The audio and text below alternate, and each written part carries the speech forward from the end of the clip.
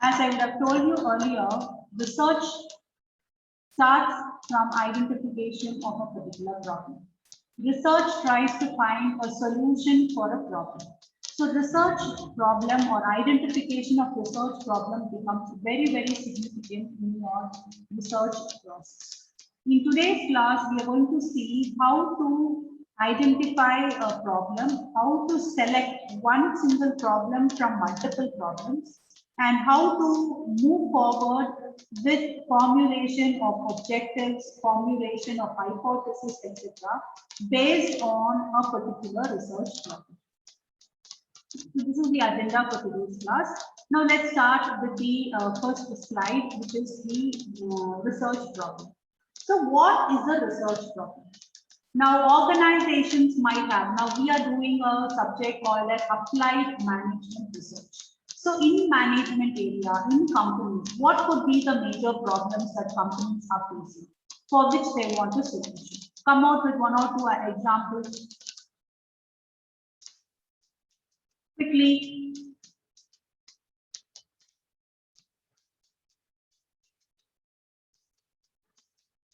Wastage of raw material while manufacturing. Come again loudly, Kiran. Wastage of raw material while manufacturing. Oh. So one problem could be that there is wastage of raw material, which is increasing the cost, which is decreasing the efficiency of a company. Okay, so you want to know how to reduce the wastage of raw material, for which you will conduct a research, you will find out, and then you will give solutions or recommendations to a company. Right. Anybody else? Anybody else quickly? Increase in transportation cost, ma'am. Increase in transportation cost. Can you elaborate? About distribution channel, ma'am. Can we Okay. reduce the distribution channel? Okay. So you want to find out effective ways of distribution or cost effective ways of distribution. Okay, so if you are an organization, you want to check out what are the possible distribution methods available and which will be the most effective method. Correct? Okay. One more person, I think Abhirami, she is told about absenteeism of employees. So the HR problem is very often companies face a lot of absenteeism. It could also be a lot of turnover in the organization. So the company wants to reduce absenteeism or reduce turnover. So they want to find out what are the best means by which they can reduce turnover in the organization or reduce absenteeism in the organization. Okay, fine. So these are all the problems that we have said. Now, why this is considered a problem is because this problem currently does not have a solution. Okay, so the problem that you are choosing for your study should not be already done by somebody else. So if somebody else has already worked in the same area that you are doing, then you are not adding anything new. You are not giving any new solution. Okay, so here the gap should be existing. What is the gap? The gap is right now for this particular problem, there is no solution or nobody knows how to rectify it. So that is called as a research problem. So it is a gap or uncertainty in the decision maker's existing body of knowledge. So right now the manager does not know how to reduce absenteeism, does not know how to improve cost effectiveness in an organization, does not know how to reduce the wastage of raw materials. So right now the answer is not there. Only then it will be considered as a research problem. So a research problem is a gap or uncertainty in the decision maker's existing knowledge, which is inhibiting this efficient decision making. So if a manager does not know how to control absenteeism, then he will not be able to show or prove his efficiency. Okay, so the gap could be academic gap, or it could be a theoretical gap, or it could be real time or action oriented. Okay, so it could either be, what is the meaning of academic gap or theoretical gap means? Let's say, for example, there are theories which talk about motivation. There are multiple level of theories that say how to motivate an individual. Okay, in spite of all these theories, a person is not constantly remaining highly motivated. So how to make him constantly highly motivated? There is no theory that is existing currently. So that is called as academic or theoretical gap. Okay. The other examples that we discussed, for which right now we don't have an answer, is called as real time or action oriented gap. Okay.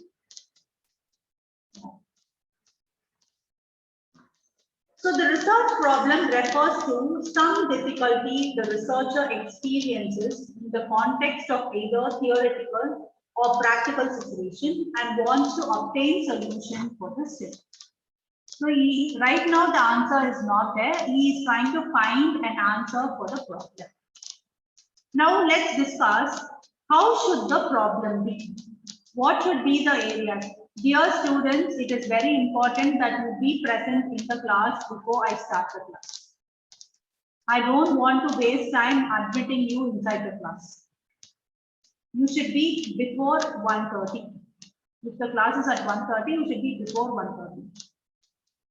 We are unnecessarily losing time on all this.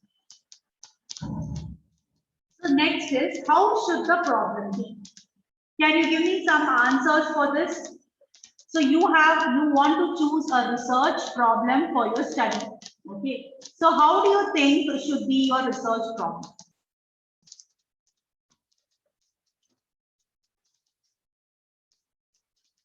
What should be the features or characteristics of your research problem?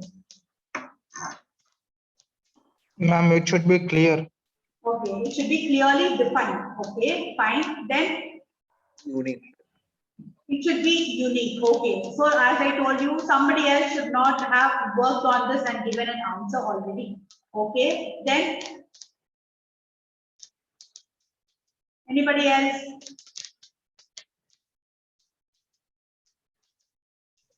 The result should be useful for the present problem and the future. Okay, so the result should be useful for this existing problem and for similar type of problems that can come in the future. Okay, fine. Then relevance.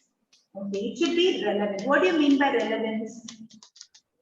I mean, if it's that problem is relevant to the current society or the current problem that can be taken. So it should be relevant to this current situation. Or in other words, when we say research, it should be applicable to similar kind of situations. Okay, so if I am finding out the characteristics of students of Krishna Jayanti College, okay, characteristics of students of Krishna Jayanti College, if I use that results in any other college, it should be similar or it should be applicable. So the research that I do in one area should be applied in another area or another similar area also.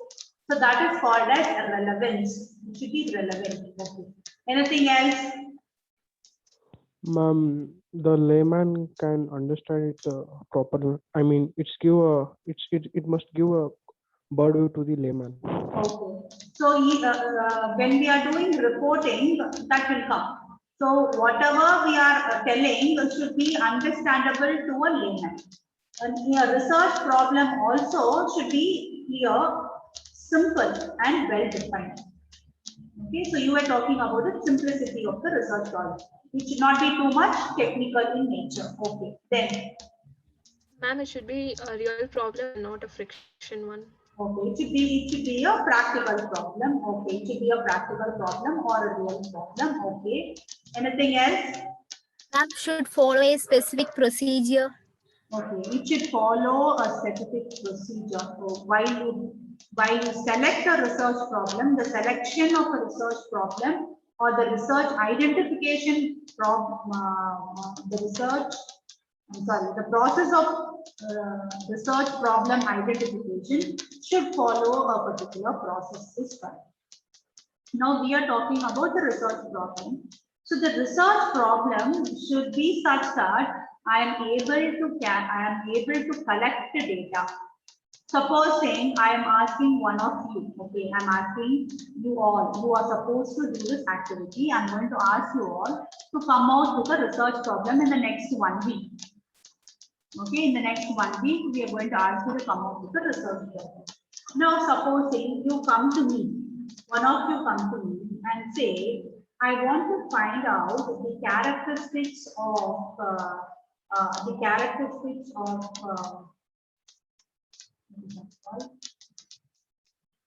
sorry, I forgot that word. Aliens. I just blacked out. Okay. So I want to know the characteristics of aliens. Okay, how much of information is available about aliens? Can you directly collect information from aliens? So the research problem that you select, it should be such that I will be able to gather data. Supposing you select instead of finding out characteristics of aliens, if you select characteristics of teenage students, okay, characteristics of teenage students, which causes a vulnerability in them. Okay, it is much easier to collect the data, correct? If you go to schools or colleges who are having teenage students, you will be able to collect the data, let's say 200 or 300 or 500, and you will be able to arrive at the conclusion or result. So the research problem that you choose should be such that you can collect the data. Okay, so I think we covered most of it. We will see if we left out anything. So first one is prevention of unnecessary problems. So you should not select a problem that is not required. Okay, what already people know, you should not select. You should select something that is new, which does not have a problem. So next is it should be of practical value. So that also we discussed. Second is, okay, the third point is researchers' interest. So researchers' interest I have not discussed, or none of you have told us. It is important that we work in an area where we have interest. Why? What should be the reason? What should be the reason? See, if somebody comes and tells you to work on this area, you will not be interested. Okay, it is like somebody has pushed it on you. So if you have an interest in a particular area and you are trying to do a research in that same area, there will be passion. When you are passionate about something, the outcome will also be good. So that is why we say the researcher's interest area should be selected. The next is the data should be available for you to collect. Okay, it should be your own personal choice, more or less same as the third point. The problem should be a researchable problem. You should select a problem which you can do research. It should not be something where no information is available. Next is it should be relevant to the area that you are working in, and it could also add a lot of research, theoretical research content. Okay, so this is how you should select a particular problem. Now, coming to the next stage, once I select, okay, I want to work on consumer behavior. I want to find out buying behavior of females during the visit to the shopping mall. Okay, that is my study. Okay, that is my study. I want to write my statement of the problem. Okay, I want to write the statement of the problem. So the statement of the problem should be written. I want you, all of you, to pay attention, because each of the slides you have to do. Okay, practically you have to do and you have to submit to me. So kindly pay attention. So the statement of the problem is a 4 to 10 line statement where you discuss about the particular problem which you have chosen. So if I have chosen about buying behavior of females during the visit to shopping malls, so I have to talk about buying behavior, female buying behavior especially, and shopping malls, and then say why this is of interest to you. Okay, why this is of interest to you and why this research has to be conducted. Okay, in what way it is significant? Okay, in what way it is significant? So you need to show statistics and say that it has been reported that so many females when they go to shopping mall they spend so much amount of money or something like that. You have to justify why you are doing research in this particular video. And you are also going to say what you are actually going to find out. Okay, so the general problem, then why the study is conducted, and what you're going to find out in this study. So all these 3 points should be there. It should be somewhere between 4 lines to 10 lines. So within that, you have to complete your statement of the problem. Okay, so the next is need for defining the problem. Now tell me why somebody should write. What will happen if I don't write the research problem and I directly go to research? What will happen? Dear students, afternoon first hour, don't go to sleep. All of you quickly put good afternoon to me in the chat. Or you can put I am awake. Let me see how many of you are awake.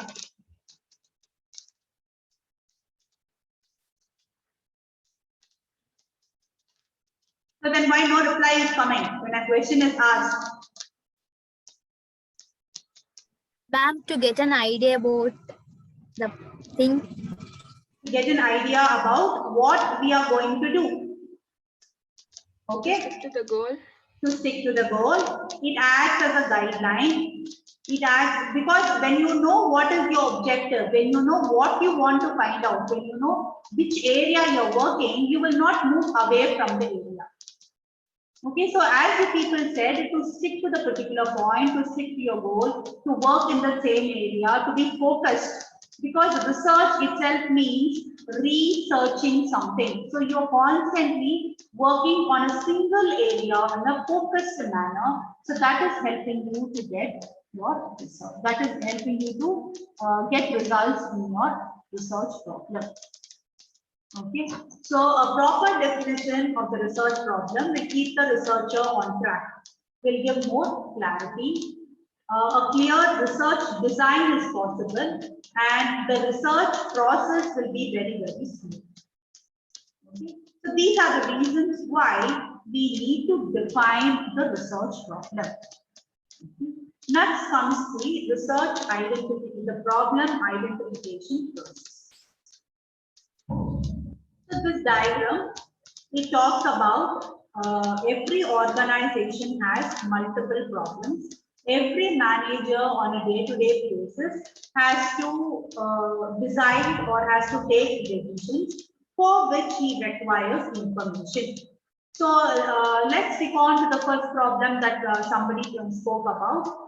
A manager, especially in production, he wants to reduce the cost of wastage of raw materials. Okay, he does not know how to do it. So he wants to now, the problem is very vague. So he wants to clearly define his problem. So what all he should do? He should discuss with subject experts. Who are the subject experts here in this particular problem? Yeah, please answer. Who are the prospects? Who are the experts here? If I am a production manager, who are the experts in the area of cost reduction, in the area of raw material cost reduction? Who are all concerned? Production manager, plant Okay. manager. Production Maintenance. manager, product manager, then comes the purchase manager. Why purchase manager? Because he is the one who is purchasing the raw material. Okay, also you have to check out with your warehouse or your godown manager or etc. who is taking care of the raw materials during the transit. So you need to discuss with subject experts.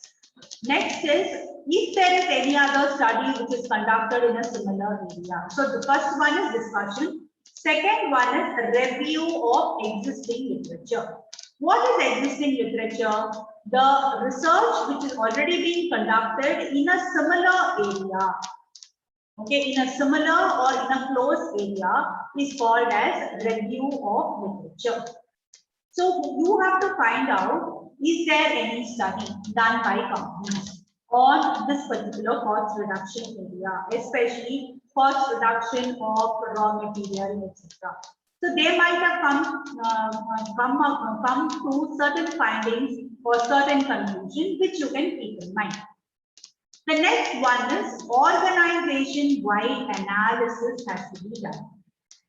So what is organization-wide analysis? You know who are the key persons who are involved, okay, who are involved in your organization. You can have a chat with them. You can ask them certain questions to find out why this area is important, what is to be found in this particular area. Lastly comes qualitative analysis. What is the difference between quantitative analysis and qualitative analysis? Quantitative means it's numerical. Okay. Qualitative means it's based on the traits. Okay.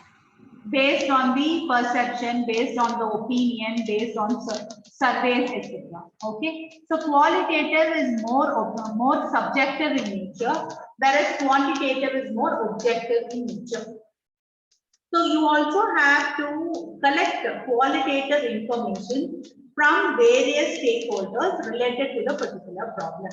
So based on all those information that you have collected, you need to prepare, okay, you need to prepare a research problem statement. Okay, a research problem statement. Now this research problem statement will result, okay, will result in you preparing the research question. Okay, will help in preparing the research question. And this research question can be formulated into research objectives. Okay, research objectives. Finally comes formulation of research hypothesis. So let's take the first example, the same example. We want to work on reduction, cost reduction of raw material. Okay, cost reduction of raw material. Now the research problem is, you can have multiple research questions, 3 or 5 like that. So the first research question is, can the cost of wastage of raw material be reduced? That is the first question. Okay, what factors influence the wastage of raw material? Okay, what factors influence the wastage of raw material? Next question could be that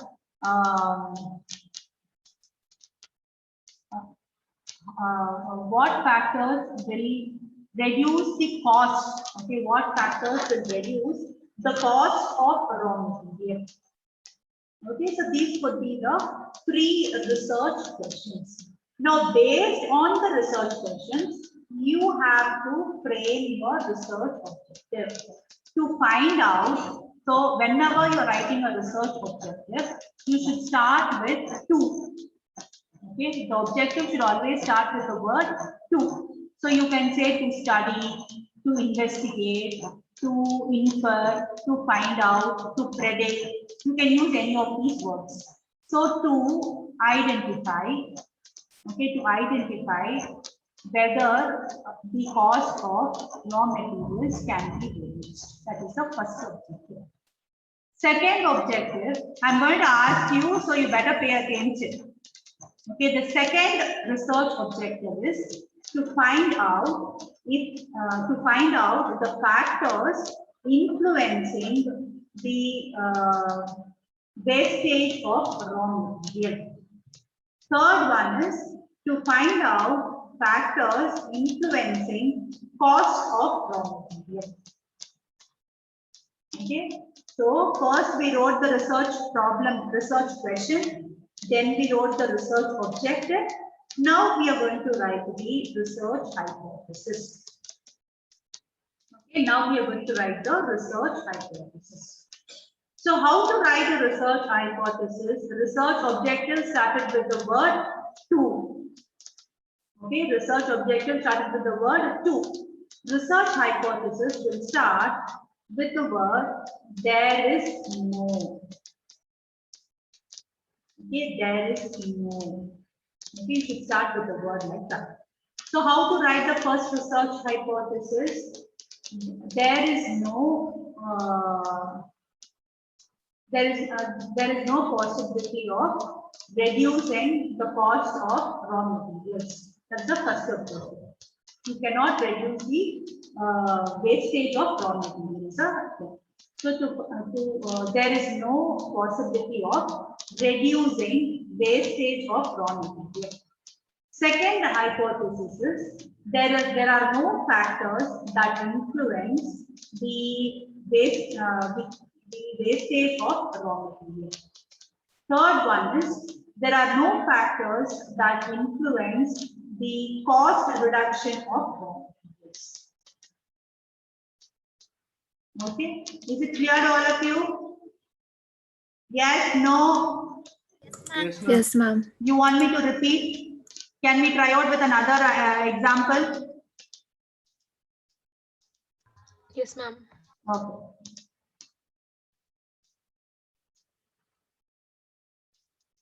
I'll come later on. I will come to that example. Let's move forward.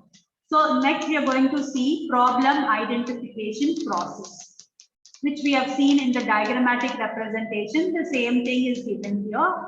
So management decision process, discussion with experts, review of literature, qualitative surveys, based on which you will write management, you will write your statement of the problem. Then you build on the model, statement of research objective, formulation of research hypothesis. So these are the steps in here. Now there is one important aspect of research, which is called as theoretical foundation and model building. What do you mean by that?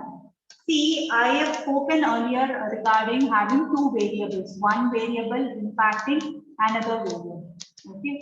Now I am trying to identify the predicting variable and the predicted variable. Okay, and I'm trying to draw a diagram which is showing the relationship between one and the other. In the previous class also, I think we have discussed, correct? Yes, no? Dear students, are you all awake? Yes, so we have discussed in the previous class also. So we have when you draw a diagram representing your variables and showing the probable relation between the variables, it is called as model of your research. For your research, that is the theoretical model. Now, why it is a theoretical model? Because it is not proved. You are trying to prove it. Now, at the end of your research, with your findings, either your research model will be proved correct or it will be proved wrong, and your findings will come out with a new model. Okay, your findings will come out with a new model. So that is called as model building. Okay, that is called as model building. So the next one is research objectives at research. Your research objective should be very, very specific. It should be very focused, and it should be the major thrust areas of your entire study. Why? Because whatever you are writing in objectives, that is what you are going to find out in your study. So till the end, your objectives will be important. Even when you go for your internship viva, the most important questions are your research objectives, your hypothesis, your statement of the problem. So all these will be very, very important. Okay, you need to be thorough with all this. So there are two problems. One is called as a decision problem and the other one is called as a research problem. So earlier we have said that if you are able to apply whatever you are studying into a real life situation, it becomes a decision problem.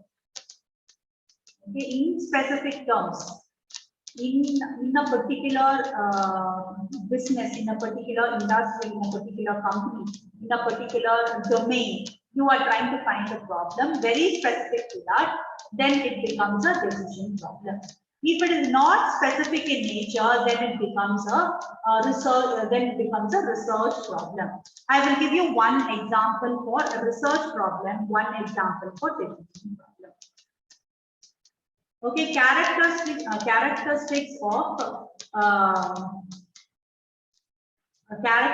of students pursuing their PG, post graduation in India. Is this a decision problem or a research problem? Research problem. It is a research problem. Okay.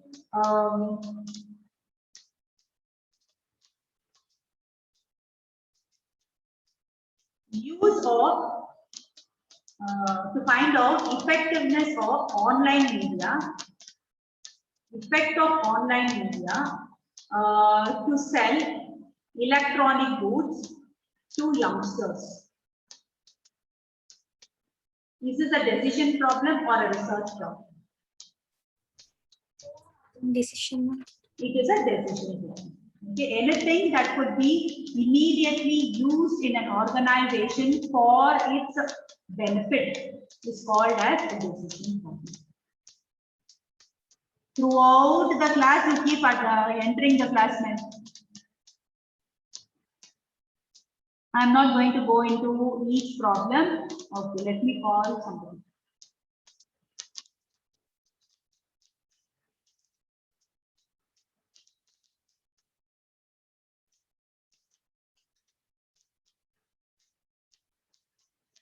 Linu, roll number 25.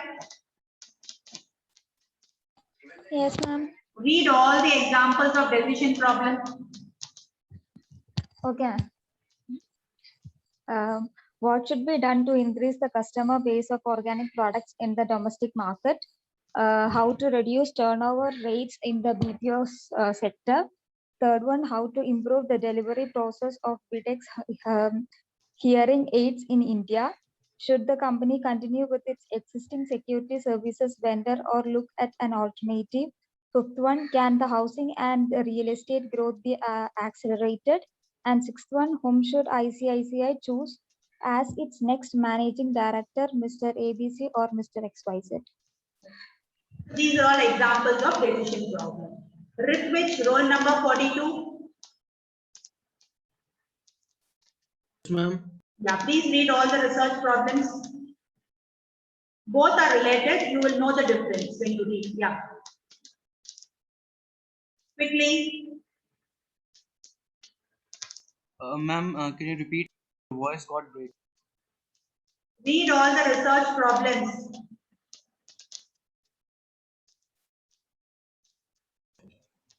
Okay, ma'am. So, first one is, what is the awareness and purchase intention of health conscious consumer for organic products? Second, what is the impact of shift duties on work exhaustion and turnover intention of the BPO employees? How does Videx industry leader manage its supply chain in India or Asia? What is the satisfaction level of the company with the existing vendor? Are there any gaps? Can they be effective handled by the vendors? And what is the current investment in real estate and housing? Can the demand in the sector of forecasted for the next 6 months? And this last one is, ma'am, what what has been the leadership initiatives and performance record for ABC XYZ? And the second part of this question is, ma'am, can a leading aggressive private sector bank accept a woman as its leader? So since both of you have read out the decision problems and the research problem, can somebody tell me what is the link between the research problem and the decision problem?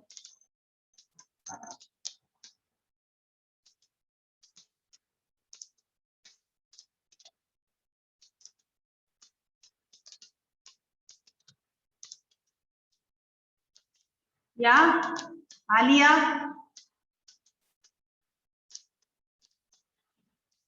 What is the link? The research problem and its output, or the study of the research problem, will help you in your decision problem. Okay, so here take the first case for example. In the research problem, they are finding out what is the awareness level of consumers towards organic products and why do they purchase organic products. So when you know that, you will be able to give suggestions to the company on how to increase the number of customers. Yes or no? Yes, ma'am. Okay, so your research problem and its outcome of the research problem will help you in your decision problem. So that is how both of them are related to one another. Now, what are the characteristics of a good research? A few already was told during the discussion. Problem should be clearly stated and it should be concise. Concise means it should be very crisp, very brief. It should not be going pages and pages. Second is a research problem can be investigated through data collection and data analysis. So a research problem is said to be good when you are doing an empirical research. What is empirical research? There are two types of research. One is called as conceptual research. The other one is called as empirical research. Conceptual research is I don't collect any primary data. I don't collect any data. What I do, I just go online, see who all have written about this particular problem in their research. I take a accumulation of all that and in my own words, I am summing it up. That is called as conceptual study or conceptual paper. Whereas if I am collecting data personally, or if data is already existing, especially in the case of finance, in the case of stock prices, in the case of bank statements, or in the case of company audited financial statements, everything is in public domain. Okay, I don't have to collect it personally. Whatever is already existing, if the data is selected and I am analyzing the data, then it becomes a good research problem. Okay, so research problem needs to be empirical. Empirical means working on data and proving whether your hypothesis is right or wrong with the help of data. A good research problem generates more specific research questions. So remember, the research problem resulted in decision problems. Okay, so similarly, a good research problem will give you some information, but at the same time will lead you to some other specific research in nature. Okay. Research problem should be based on review of literature or research literature. Before I start working on my research problem, I should first find out what are all information available in that particular study. Okay, in that particular area, what are all the problems that is available? It can be carried out within a set time frame and budget. So a good research problem will stick on to the time schedule, will also not exceed the budget that is allocated to the particular research. Okay, so these are the factors which decides whether a research problem is good or not. Next, we are coming to elements of a research problem. Okay, what are elements of a research problem? In a research problem, you will come across multiple terms again and again. You need to be aware about that.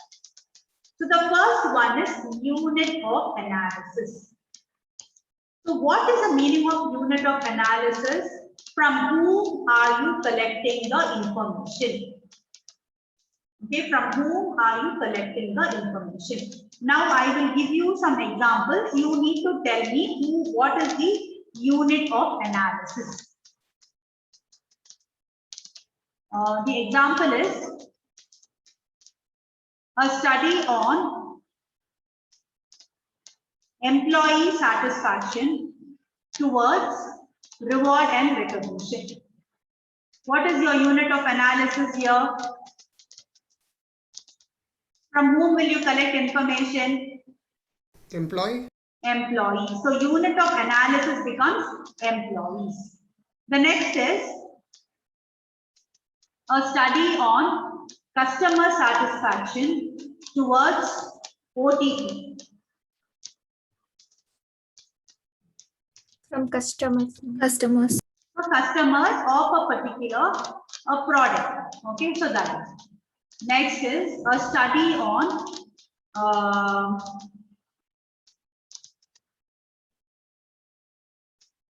a study on perception of youngsters. A study on perception of youngsters towards politics. Youngsters only. Okay, youngsters. Okay, so unit of analysis is from whom are you collecting that particular information. Your research problem will also discuss about your variables. What is a variable? The area that you are studying is called as variable. For example, in the case of last example, youngsters on perception of youngsters on politics. Correct. So what am I going to find out here? I'm finding out perception of the youngsters towards politics. So that is the variable. The variable is perception towards politics. That is a variable. So the variable that is being used in the study is very, very important and significant. And it has to be represented in the research problem. So you need to know about your variables. Usually in studies, you will come across two important variables. One is called as independent variable and the other one is called as dependent variable. Okay, so what is dependent variable? Dependent variable is also called as outcome variable or predicted, P-R-E-D-I-C-T-E-D, predicted variable, or it is also called as dependent variable. Okay, why it is called as dependent? Because it is depending on other factors. That is why it is called as dependent variable. The factors which influence the dependent variable are called as independent variable, or it is also called as predicting. It predicts the other variable, so it is called as predicting variable, or it is also called as input variable. Okay, there are two examples that is given here. Okay, I mentioned the examples there. Consumer attitude towards organic food. So which what is dependent variable?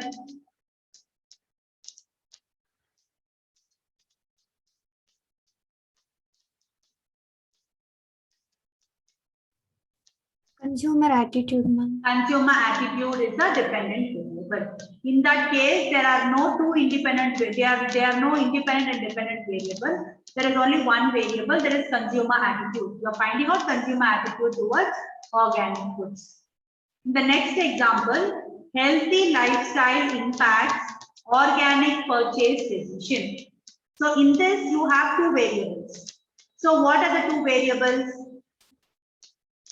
So independent is given here, healthy lifestyle. What is the dependent variable? Organic. Purchase of organic products. Okay, purchase of organic products is the dependent variable. So your research problem should indicate to a reader what are the variables that are used in your study. See this example. So this is called as model building.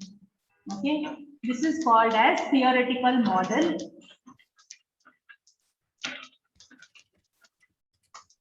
Okay, this is called as theoretical model. So in this model, they are trying to find out the impact of work-life balance on employee satisfaction.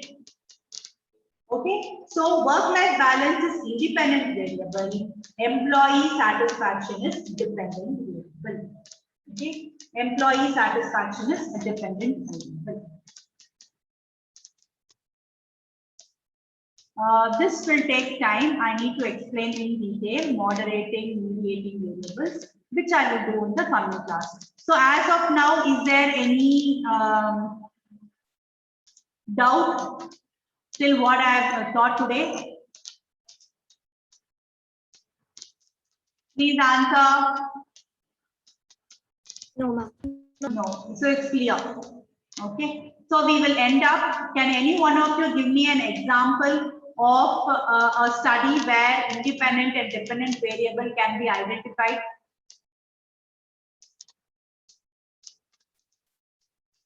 Quickly.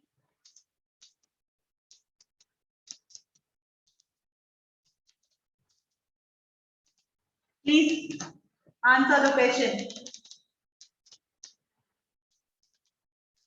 Can you give me a study where two variables can be identified? Impact of, you can start like that simply, impact of this on this. Yes? Roll number 37.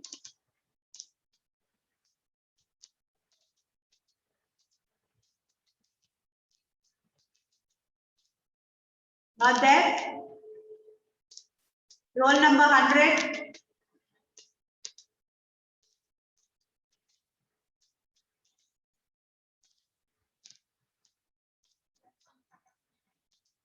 All of you switch on your video. Let me see how many are present. Switch on your video quickly.